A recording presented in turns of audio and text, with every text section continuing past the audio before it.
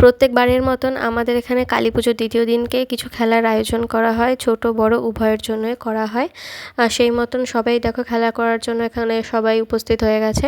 তো প্রথমে ছোটদের মোমবাতি, তারপরে বড়দের মোমবাতি ধরানোর প্রতিযোগিতা হয়েছে। তারপরে ছোটদের বাস্কেটবল হলো। বাস্কেটবল খেলার পরে ছোটদের জন্য হাঁড়ি ফাটানো হয়েছিল। হাঁড়ি ফাটানোতে ছোট বড় কেউই হাঁড়ি ফাটাতে পারেনি, তাও একটা মজা, সবাই খেলে। তো ছোটদের হাঁড়ি ফাটানো হয়ে যাওয়ার পরে বড়দের হাঁড়ি ফাটানো হচ্ছিলো, আর আমার মা দেখো লাঠি নিয়ে যাচ্ছে হাঁড়ি ফাটাবে বলে, কিন্তু হাঁড়ি তো ফাটাতেই পারেনি, অন্যদিকে বেঁকে গেছিলো। তো বড়দের হাঁড়ি ফাটানো হয়ে যাওয়ার পরে তারপরে আমি হাঁড়ি ফাটাতে গেছিলাম। আমিও একটুখানি এগিয়ে গেলে তারপরে আমিও ফাটাতে পারতাম, কিন্তু পারিনি। হাঁড়ি ফাটানো তো কেউই পারেনি। তারপরে ছোটদের মিউজিক্যাল চেয়ার খেলা হচ্ছিলো। মিউজিক্যাল চেয়ার খেলার সময় তো খুব মজা হয়, আর বড়দের সময় তো কেউই দৌড়োতে চায় না, সবাই হাঁটতে হাঁটতে চেয়ার ধরে ধরে যায়। তো এই খেলাগুলো খুবই আনন্দের হয়, সবাই খুব আনন্দ করে।